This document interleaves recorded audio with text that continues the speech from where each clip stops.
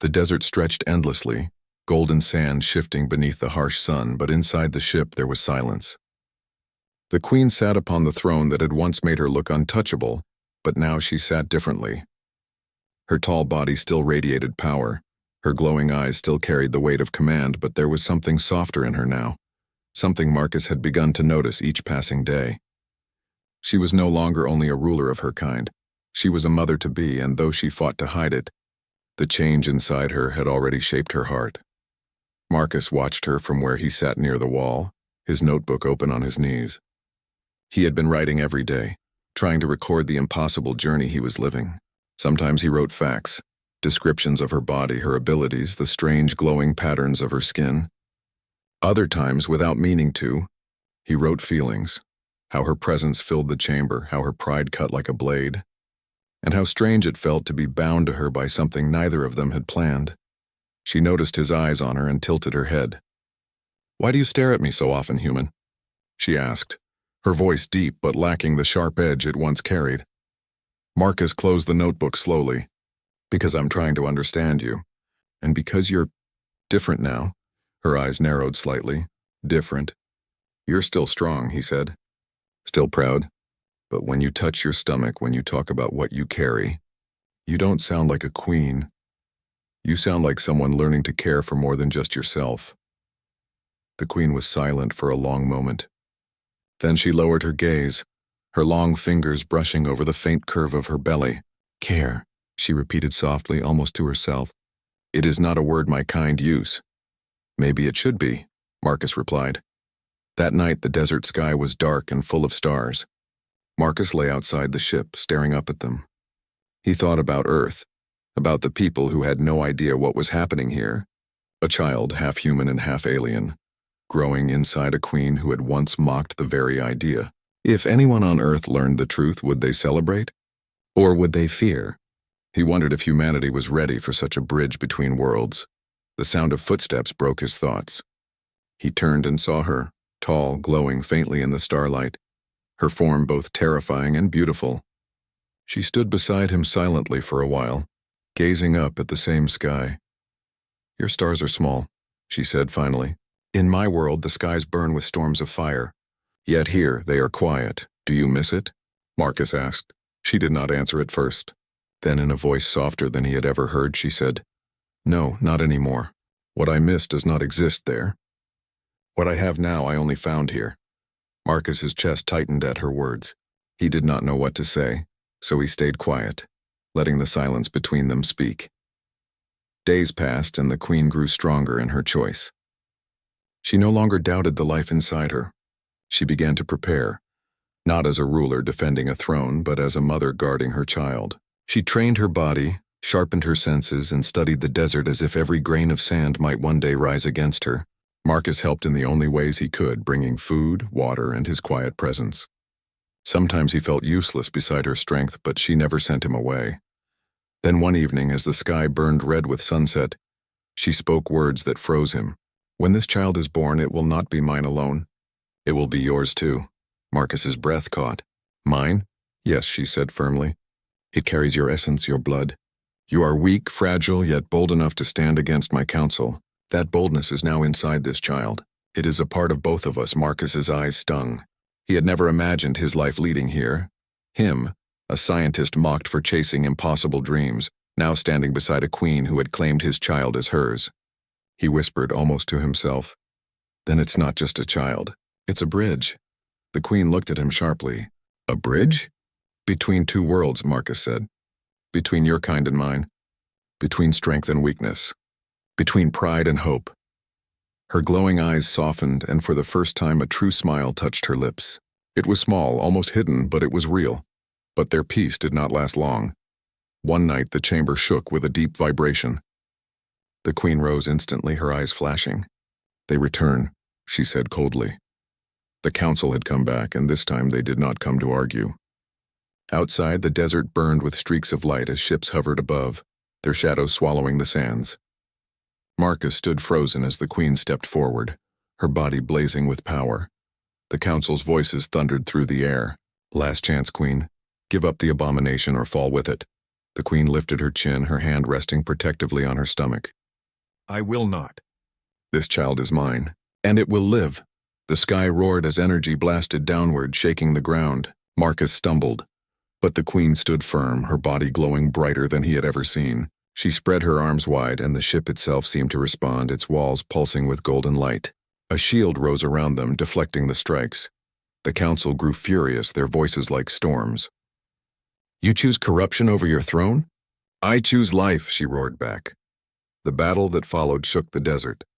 The queen fought with a fury that left Marcus in awe. Every strike she blocked, every blast she deflected, was fueled not only by her strength but by her determination to protect what she carried. For the first time, Marcus saw that her power was not only pride, it was love, raw and unstoppable. The council realized they could not win. With hisses of rage, their ships retreated into the sky, leaving the desert scarred but silent. Marcus rushed to her side, his heart pounding. She was breathing heavily, her body glowing faintly with exhaustion, but her eyes still burned with victory. They will come again, she said, but I will be ready. Marcus placed a trembling hand on her arm. You don't have to face it alone. Not anymore. She looked down at him, her expression unreadable for a moment. Then she placed her hand over his, her long fingers closing gently around it. No, she said softly. Not anymore. Time passed and the desert grew quiet again. The queen carried her child with pride, no longer ashamed, no longer mocking. She often spoke softly to her belly, words Marcus could not understand, but he knew they were words of promise. One night, as they sat together beneath the stars, Marcus asked her a question that had been burning inside him. When the child is born, what will you teach it first? She was silent for a long time. Then she answered, her voice deep and steady. Not strength, not power. I will teach it the one thing I learned from you, human. The one thing I never knew before. Marcus's eyes searched hers. What's that? Her gaze softened as she looked at him. Hope. The desert wind whispered around them, carrying her word into the endless night. And in that moment, Marcus knew that what had begun as mockery, what had seemed impossible, had become destiny. The queen no longer laughed at the idea of union. She had embraced it, and in her belly, the child that was part of both their worlds waited to be born, a living bridge between pride and possibility, between alien and human, between past and future. The queen closed her eyes and rested her hand over her stomach once more, her face calm. For the first time since Marcus had met her, she did not look like a ruler guarding a throne. She looked like a mother guarding a future. The queen had always been proud, her tall body glowing with strength and confidence. But ever since she had realized the truth, that something was growing inside her, something that was not only alien but also human, she was no longer the same. Marcus could see it in her every movement. She was restless, pacing the chamber for hours, her hands pressed against her stomach as if she was trying to feel the life within. At times her glowing eyes would narrow with anger, and at other times they softened in ways Marcus had never seen before. One night the air inside the ship grew colder, heavy with a strange hum. The queen stood suddenly still, her head lifted high, her sharp eyes fixed on the ceiling. Marcus looked around, confused. What is it? He asked. They are here, she said in a low, heavy voice. My council. They have found me. Marcus felt his chest tighten. Your people? Yes, she answered, her voice bitter. My kind, they will know. They will sense what I carry. Before Marcus could reply, the walls of the ship pulsed with light. A crack of sound split the silence, and suddenly 3 towering figures appeared. They were like her, tall, regal, their skin shining with strange colors, but their faces were sharper, harsher, colder. They looked at the queen with narrowed eyes, and when they noticed Marcus standing near her, they laughed, the sound sharp and cruel. Is this true? One of them said in a deep, echoing voice. The queen has lowered herself to the filth of a human. The queen did not answer at first. She stood tall, her glowing eyes burning, but Marcus could see the tension in her shoulders. Another of the council members stepped forward, pointing at her stomach. We sense it. A hybrid, abomination. You have shamed us. The queen's jaw tightened. Her voice was steady when she spoke, but Marcus could hear the storm hidden inside her words. It was not planned. It was not wanted. But it is mine. The council roared with anger. Yours, you dare to claim it? You will end it now, end it, or we will strip you of your crown and your life. Marcus stepped forward without thinking. His body shook, but his voice came out firm. No, you can't force her. The child is alive. It deserves to exist. The council turned their glowing eyes on him, and Marcus felt their power pressing down on him like a crushing weight. One of them sneered. This insect dares to speak? You are nothing. You are fragile meat that should never have touched her. The queen raised her hand, stopping them. Her eyes flashed with a strange fire as she looked at Marcus, then at her council. He is nothing, yes, she said slowly. And yet, he stood with me when no one else did. The council hissed, their voices like thunder. You are corrupted. You have betrayed your blood. Kill it, queen. Kill the seed of weakness inside you, or we will do it for you. For the first time, Marcus saw her hesitate. She looked down at her stomach, her long fingers brushing over the faint curve that had begun to show. Her breath came heavy and her face twisted in conflict. She was a ruler, born to lead her people with strength. To them, carrying a child made with a human was humiliation, weakness. If she chose the child, she would lose everything she had ever ruled. Marcus stepped closer to her, ignoring the danger. Don't let them decide for you, he said quietly, his voice trembling but clear. This isn't shame. It's life. It's a chance for something new. Something more than war and pride. Her glowing eyes turned toward him, and for a moment he thought she might strike him down for daring to speak.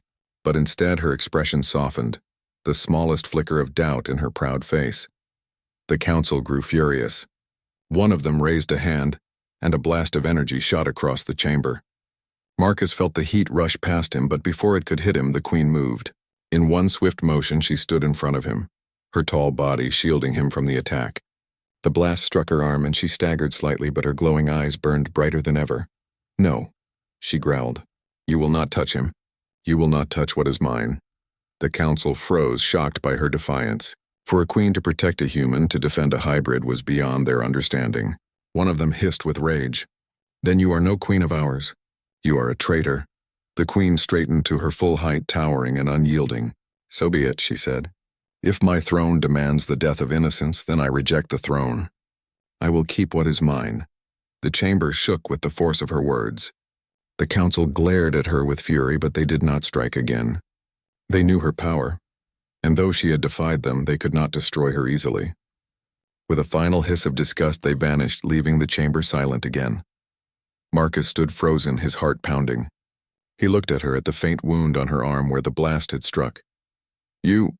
You protected me, he said softly. The queen turned her glowing eyes on him. Her face was stern, but her voice carried something deeper. I protected more than you. I protected what I carry. It is not weakness, it is mine, and I will fight for it.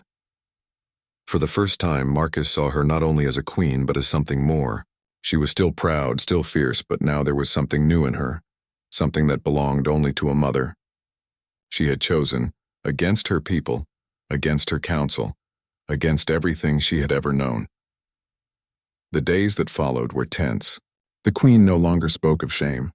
Instead, she trained her body, strengthening herself for the battles she knew might come. Sometimes she would place her long hands on her stomach and close her eyes, listening. Marcus often sat nearby, watching silently, knowing she was beginning to accept what had once seemed impossible. At night, when the desert winds howled outside, she sometimes spoke softly, almost to herself. They will come again. They will not forgive me, but let them come. They will see my strength, and they will see what their pride could never imagine.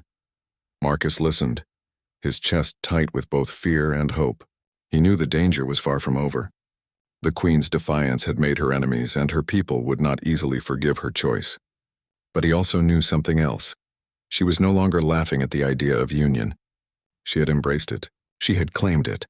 And in that choice, Marcus saw a future that neither of them could have ever imagined before. A future where the child she carried might change everything, not only for her people, but for humanity too.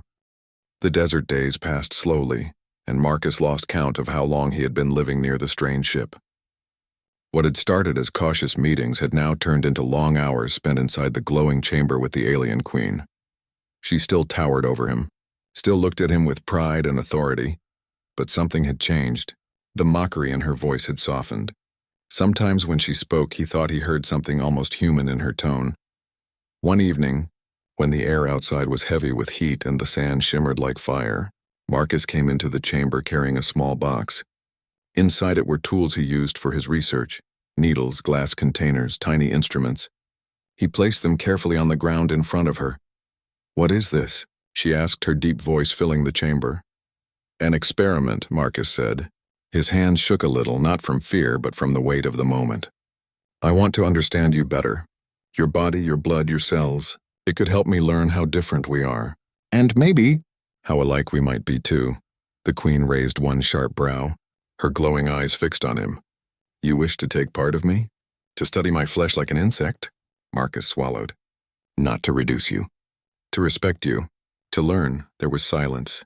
Then slowly she stretched out her hand, long, strong, with skin as dark as obsidian and patterns that shifted faintly in the light. "Do it," she said. "If your fragile hands are steady enough." Marcus leaned forward, his heart pounding. He pierced her skin gently with the needle. Instead of red blood, a dark silver liquid flowed into the vial, glowing faintly like starlight trapped in glass. He stared at it in awe. "It's beautiful," he whispered without thinking. The Queen tilted her head, studying his reaction. "You are strange, human. Most would fear what they do not understand. You call it beautiful." He looked up at her. "Because it is." Over the next days, Marcus studied what little he could. His tools were limited, but he noticed something strange. Her blood responded to him, almost alive, shifting in reaction when he touched it. He showed her this, and though she pretended to be unimpressed, her eyes lingered on the glowing vials longer than usual. Then came the night when everything changed. The Queen invited him deeper into the vessel, into a chamber he had never seen before.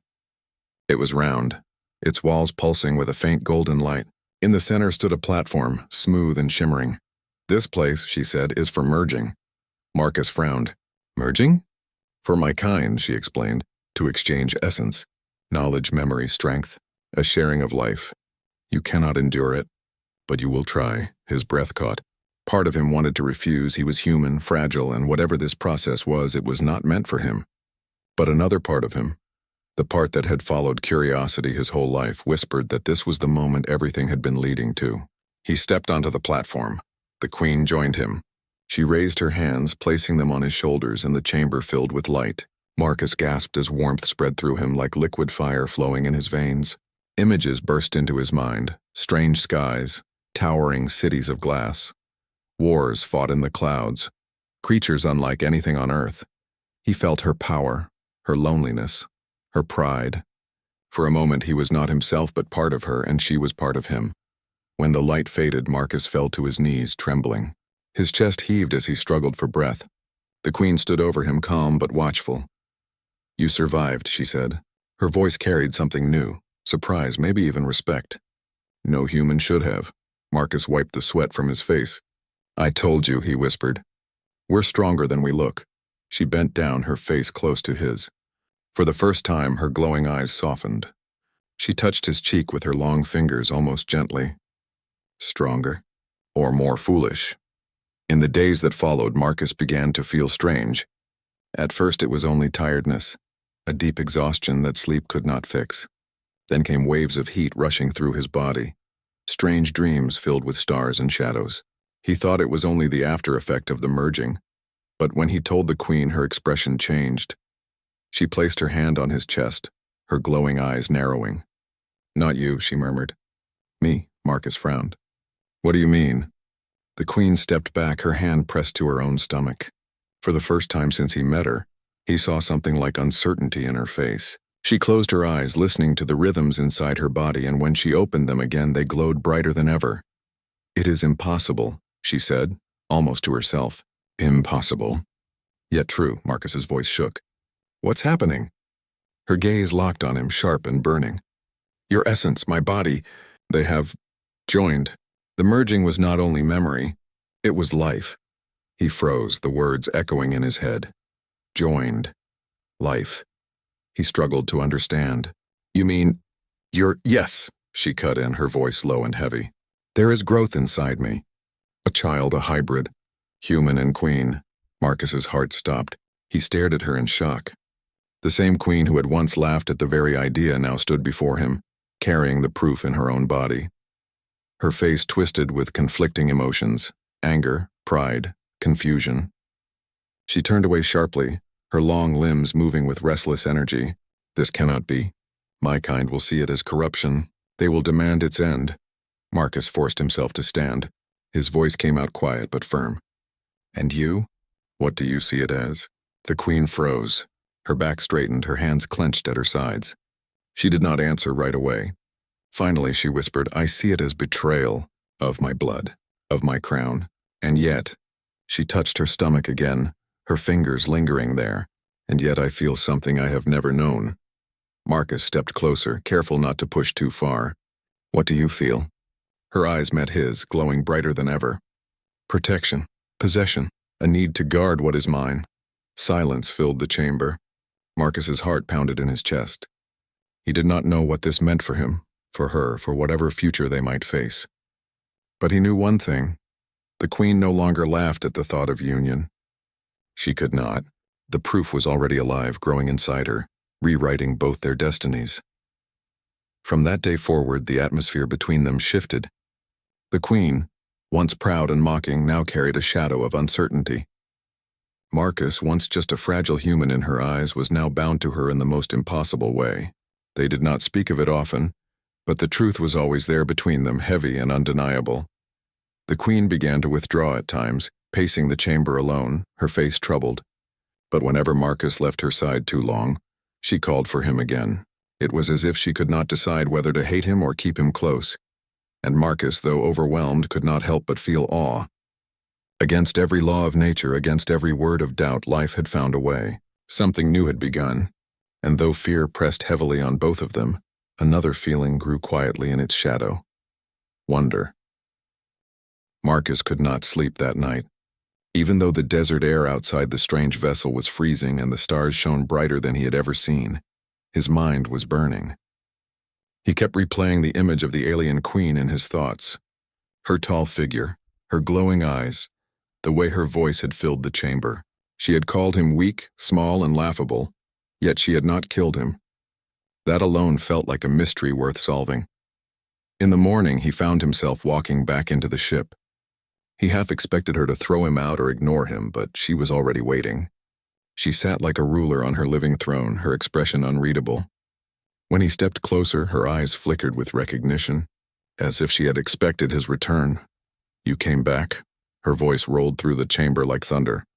I had to, Marcus answered, his voice firmer than he felt. This is the greatest discovery in human history. I can't just walk away. She studied him, silent for a long time. Then she stood and walked around him slowly, her tall shadow covering him like a curtain. You are fragile. Your body would break in my world. Your mind would shatter if you saw the things I have seen. And yet, she paused behind him. You are not afraid. Marcus turned his head slightly. I am afraid. But curiosity is stronger. For the first time, she gave a sound that was not mockery, but something closer to surprise. Curiosity. That is a dangerous gift. The days that followed became a strange routine. Marcus stayed near the ship, leaving only to collect food and water. Inside, he spent hours with her, asking questions, observing, and slowly learning. He never heard her name, so he called her queen, and she did not correct him. She asked questions too, though often her tone carried disbelief. She wanted to know why humans fought wars among themselves, why they built weapons that could destroy their own planet, why they lived such short lives yet wasted so much time. Marcus answered as best as he could. We are flawed, he admitted once. But flaws don't erase what we are capable of. We create art, music, stories. We dream of peace even if we struggle to make it real. And no matter how many times we fail, we keep trying. The queen laughed, her deep voice echoing. Trying, always trying. You humans chase stars you cannot reach. He looked up at her towering form. Maybe, but one day we will reach them. And maybe that is what makes us strong. Not our size, not our power, but the fact that we don't stop dreaming. Her eyes narrowed as if she was weighing his words. Then she leaned closer, so close he could feel the strange warmth of her skin. Dreams will not save you in war. Dreams cannot feed a starving child. Dreams are illusions. Marcus met her gaze without stepping back. Dreams are the start of everything. Without them, nothing happens. Her lips curved into that almost smile again. She turned away, but he noticed something different in her voice when she spoke next. Strange creature, you speak of things your kind cannot even hold in their hands, yet you believe them as if they are truth. Slowly, a fragile bond began to form. It was not friendship, not yet. But there was respect, like two players in a game learning to admire each other's moves. Marcus realized she was not only proud but lonely. She was far from her world, stranded in a place she considered primitive. Her people had not come for her, at least not yet. For all her strength, she was alone. One evening, Marcus brought a small object into the ship, a notebook. He showed her sketches of plants, animals, and stars. She looked at them with curiosity, her glowing eyes scanning every line. When he drew a human hand next to hers, tiny compared to her long, elegant fingers, she let out a soft, amused sound. Ridiculous, she said, pointing at the difference in size. Your body would break under mine. The idea of union between us is absurd. Marcus laughed nervously. I wasn't suggesting that. I just wanted to show the difference between us. But differences don't have to mean distance. Her head tilted slightly. And what would they mean then? Possibility, he said simply. She stared at him for a long time, silent. He wondered if he had offended her. But instead of anger, her face carried something almost human, thoughtfulness. She turned her gaze upward, toward the stars visible through a small opening in the ship. Possibility, she repeated softly, as though testing the weight of the word. After that, her attitude shifted in small but important ways. She no longer dismissed all of his questions as foolish. She began answering them with more detail, describing fragments of her world, the endless skies filled with stormlight, the floating citadels where her kind ruled, the trials that decided who could sit on the throne. She never spoke of weakness, but Marcus could see it in the way her voice softened when she mentioned home. One night, as they sat in the glowing chamber, he asked quietly, Do you miss it? Your world? Her eyes grew distant. My world is harsh. Only the strong survive. I was strong, stronger than all. That is why I was queen. But strength is a heavy crown. There is no rest, no trust, only power. Marcus listened carefully. For the first time, he heard something deeper in her voice, something like weariness. That sounds lonely, he said. Her head snapped toward him, and for a second he thought she would strike him. But instead she stared, her eyes wide with something like shock. Lonely, she repeated. That is a human word. It's a truth, too, he said gently. She turned away, silent for a long time. Marcus realized then that loneliness was the one thing that made them alike. Two very different beings, stranded in the desert of a world that wasn't enough for either of them. As the days turned into weeks, their bond grew stronger. She no longer mocked every idea he shared. Sometimes she listened. Sometimes she argued, but not to dismiss him. More like she wanted to test his strength of mind. He told her about music, and though she claimed not to understand, he noticed her body swaying faintly when he hummed a tune. He described the way humans loved each other, how families held one another even in times of pain, and she listened without laughing. One evening, when the desert wind howled outside, Marcus dared to ask her something bold. Do you believe two very different worlds could ever meet in peace? The queen tilted her head, her eyes glowing faintly. Your kind is small, fragile, but bold. She leaned closer, her massive form bending until her face hovered near his. Perhaps boldness is not entirely worthless. For the first time, Marcus thought he saw something new in her, something like trust, though faint and fragile. He felt his chest tighten, not with fear but with wonder. The alien queen who had once laughed at the very idea of humans was now willing to see him not only as a creature, but as a being with worth. He did not know what this strange bond would lead to, or what it meant for either of their worlds, but he knew one thing for certain. The distance between them was no longer impossible. It was narrowing, one word, one glance, one fragile connection at a time. The desert was silent, the kind of silence that almost pressed against the ears. The air was dry and heavy, carrying a faint smell of dust and heat. Dr. Marcus Hale walked slowly, his boots crunching against the rough sand and scattered stones. He was not just wandering. He was following a strange trail of glassy rock that seemed to have melted into the ground. To a normal traveler, it might have looked like lightning strikes, but Marcus knew better. He had spent years studying cosmic events, meteors, and the possibility of life beyond Earth. What he saw before him could only mean one thing. Something had crashed here from the stars. His heart raced as he moved closer. The sun was sinking toward the horizon, painting the sky with orange and purple streaks, but the light was enough for him to see it. A dark shape stood out in the sand, large and unnatural, half buried yet still glowing faintly as though it had a life of its own. Marcus stopped to catch his breath. His hands trembled. It was a vessel, smooth, metallic, and curved in ways no human engineer would design. He had read about UFO sightings in secret reports, laughed at by many of his colleagues, but now it stood before him, real and undeniable. He approached carefully. Every step forward made him feel like he was walking out of the world he knew and into a story that didn't belong to Earth. The closer he got, the more details he could see. The surface of the ship shimmered, shifting like liquid metal. There were no seams, no bolts, no signs of human construction. Heat radiated from it, but not like fire, more like the warmth of something alive. Marcus reached out a hand, hesitated, then touched it.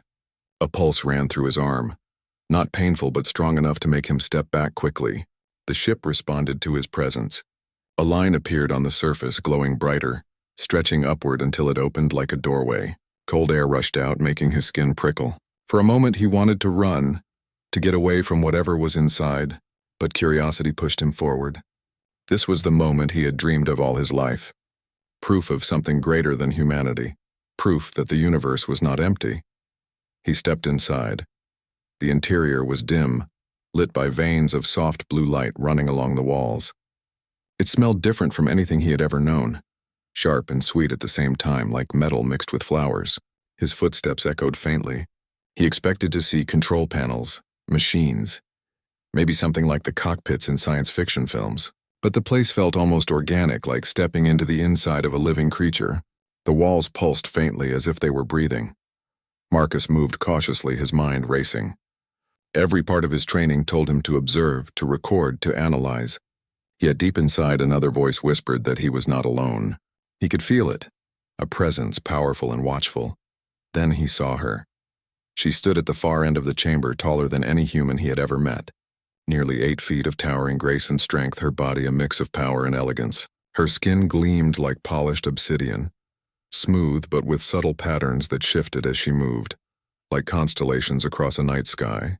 Her eyes glowed faintly, not with menace, but with an ancient intelligence that froze him in place. She was not a monster, not the kind of alien Hollywood would create. She was a queen. Every part of her posture radiated authority and pride. For a long moment, neither spoke. Marcus felt the weight of her gaze, like she was measuring every inch of him, deciding what he was worth. His throat went dry and words failed him.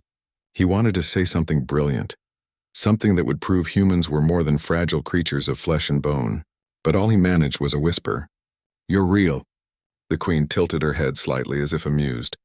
When she finally spoke, her voice was deep and resonant, echoing not only in his ears but inside his chest. It was not English, not any language he knew, but somehow the meaning slipped into his mind. "A human," she said. "Small, weak, curious." Marcus swallowed hard. "I'm a scientist. I mean no harm. I only seek to understand." Her lips curved into something close to a smile, though it carried no warmth.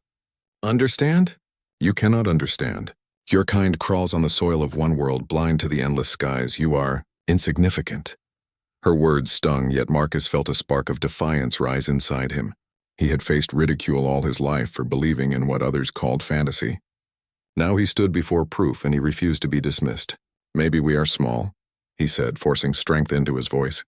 "But we dream bigger than our size. We reach for the stars even when they seem impossible. That must mean something."